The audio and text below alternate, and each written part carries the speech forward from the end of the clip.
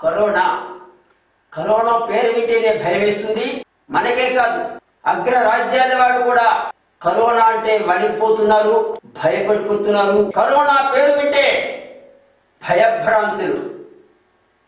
మనకే కాదు, మన దేశానికే కాదు, మన ప్రపంచానికి, అగ్ర రాజ్యాలకి, అగ్ర రాజ్యాధినేతలకు కూడా భయం పుట్టిస్తుంది, వణికిస్తుంది ఈ కరోనా వ్యాధి.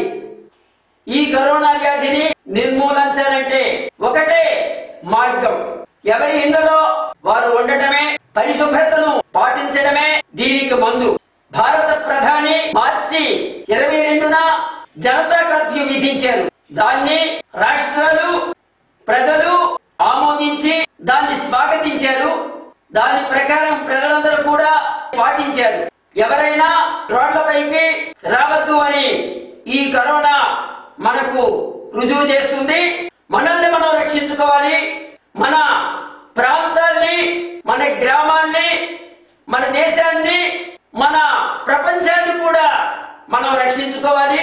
దీనికి ప్రధాని మోడీ గారు మార్చి 25 రాత్రి 12 గంటలకు లాక్డౌన్ చేశారు. దీన్ని ఏప్రిల్ 14వ తేదీ వరకు లాక్డౌన్ గా ప్రకటించారు.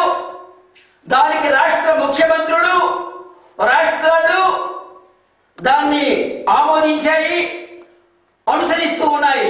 కేంద్ర రాష్ట్ర ప్రభుత్వాలు అనేక కోట్లు నష్టానికి కూడా భరించి ప్రజల ప్రాణాలను రక్షించడానికి, మనల్ని మనం రక్షించుకోవడానికి అనేకమైనటువంటి సూచనలు, సలహాలు మనకు అందజేస్తూ ఉన్నారు. దానికి తగినటువంటి సహకారాలు కూడా అందిస్తూ ఉన్నారు.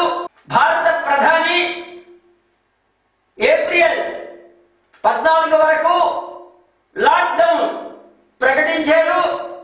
దానికి రాష్ట్రాలు స్వాగతించాయి, ప్రజలు కూడా దాన్ని అనుసరిస్తూ ఉన్నారు.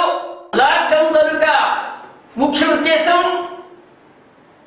ఎవరి ఇళ్లకు వారే పరిమితం, ప్రజలు దూరముగా ఉండటం, గుంపులు గుంపులుగా చేరకపోవటం, విందులు వినోదాల్లో పాల్గొనకపోవటం, పరిసరాలు, దుస్తులు, ఇండ్లు, వాకిండ్లు, రోడ్లు, గ్రామాలు, పట్టణాలు, తడి ప్రదేశాలు పరిశుభ్రంగా ఉంచుకోవటం.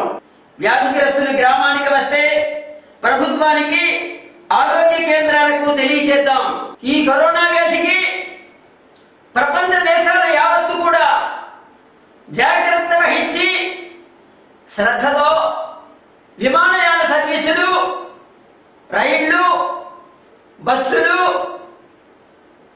కళాశాలలు, విద్యా సంస్థలు, ప్రభుత్వ కార్యాలయాలు అన్ని కూడా బంద్ చేసి ప్రజల్ని అప్రమత్తముగా చేసి ప్రజలకు కావలసిన సర్వ సౌఖ్యాలు అందించుటకు కేంద్ర రాష్ట్ర ప్రభుత్వాలు కూడా సహకారం చూపిస్తూ దీన్ని తూచా తప్పకుండా అమలు చేయాలని ప్రజలకు కూడా అనేక విధమైనటువంటి సలహాలు అందిస్తూ దీన్ని పాటించవలసిందిగా ప్రజల్ని మనవి చేస్తూ ఈ మహమ్మారిని తరిమికొట్టే ప్రయత్నాలలో వాళ్ళు నిమగ్నులై ఉన్నారు.